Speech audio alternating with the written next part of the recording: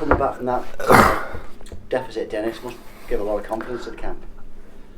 I know confidence is a strange word, but we're a pretty confident group anyway. Like I say, it's hard to pull it to pieces because it was atrocious, and then a couple of soft penalties gave them field position that we failed to break, and then they had a real good kicking game.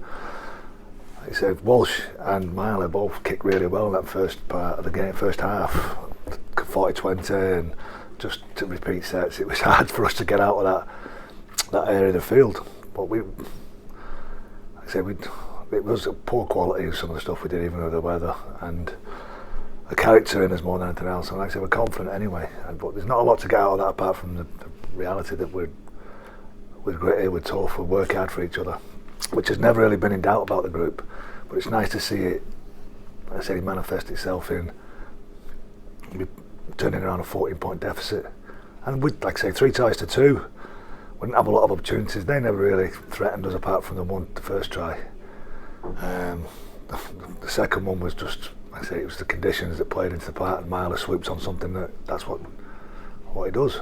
So it's a hard game to pull to pieces when you're looking at it through, and it's a hard game to see who's who in the second half. So just because like I say, it was a throwback to the 60s, going down to watch Ray at Knowsley Road.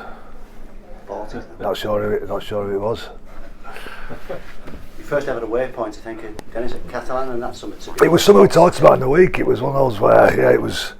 I know it's only a point, but see, if you're coming in 40-0 down in the conditions, then you'll take that. I'd take, like I say, 14-0 down and taking anything.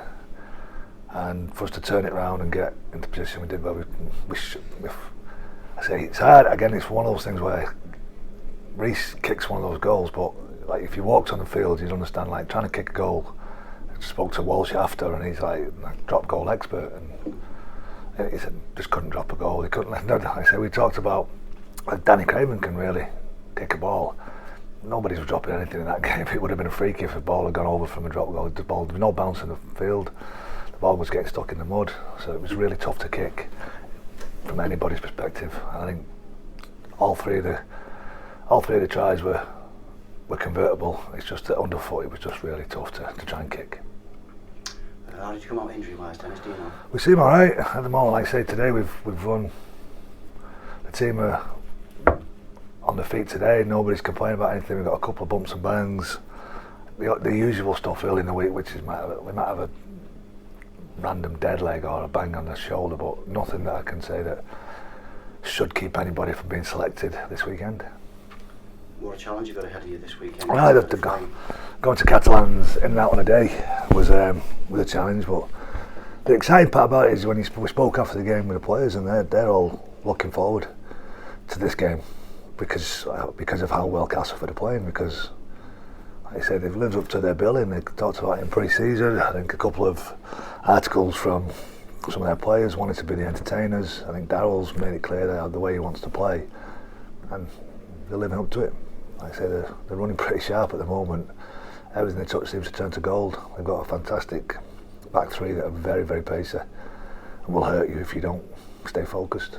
I think over the last couple of games you've seen that they've just been able to turn any kind of defence on transition into points, which is a really painful thing to do to a side when you think you're in control with field position. You don't kick as well as you want, or you do kick well, but then Hardacre and Cole turn it into points. It becomes a little bit disheartening. Luke Gale as a half-back is a live wire, isn't he? I think he's carrying on some of the form he showed last year that made him an international. And working with him through the Four Nations, you see what he is. He's chirpy. I think the indications you get from Luke is that he was filthy with his team last week when they conceded late after being 60 points up, and that's the competitor in him, what he wants, and that's obviously manifested through the way Daryl is through him. But, like I say, he's a competitor. He's playing really well. He's controlling the game. And on the back of that, I think the one that's really impressed me over the time he's been there has been Paul McShane. He's knocking on the door of being close to one of the best hookers in the competition at the moment. He's fit, he's playing long minutes, his quality of pass is great, he's dangerous off the ruck, defensively it's hard to beat. It's like I say, he's doing some real good stuff. That's the challenge for us. We know that they've got a side that's playing very, very well. You're obviously going to get, I would suggest, better underfoot conditions this week, and that Castleford should suit this pitch, you would have thought, shouldn't they? They do, yeah. They've always done all right here, Cass, which is always. Like I say, we've had some good tussles, even though their consistency's been good over the last couple of years. You see where they finished in the table over the last 2 or 3 years under Darryl. But we've always had some good tussles. We've won a couple of games here, we've lost a couple of games here, we've won a couple of games at their place. Over the last couple of years, we've had some pretty good contests. I say the one here last year still grates a little bit. To be 18 points up and to lose the game to them was a tough take. So, but we haven't played.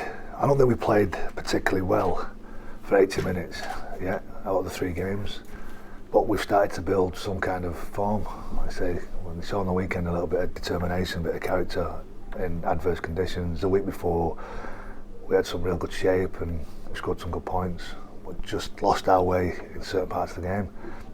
The aim of the group now is to be a little bit more consistent and deliver some 80-minute performances. You'll play with Darryl, wouldn't you, at Great Britain?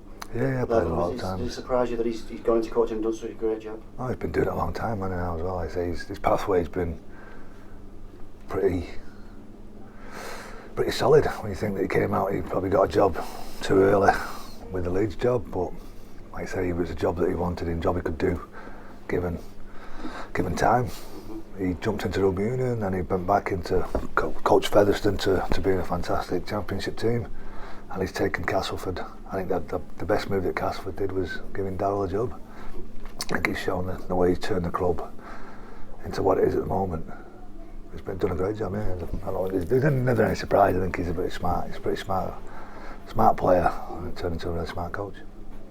Anyone available for you this week who wasn't available at the weekend? No. Burke, is he?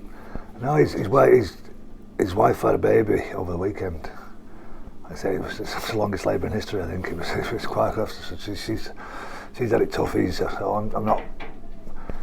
Apart from congratulating him, I haven't really seen him. I spoke to him yet. We'll see how he is. But he's in the panel of players that are available to play. Other than that, no, there's nobody coming back from any kind of injuries. There's still no Joe, still no Alex, still no Christine, still no Tom Gilmore.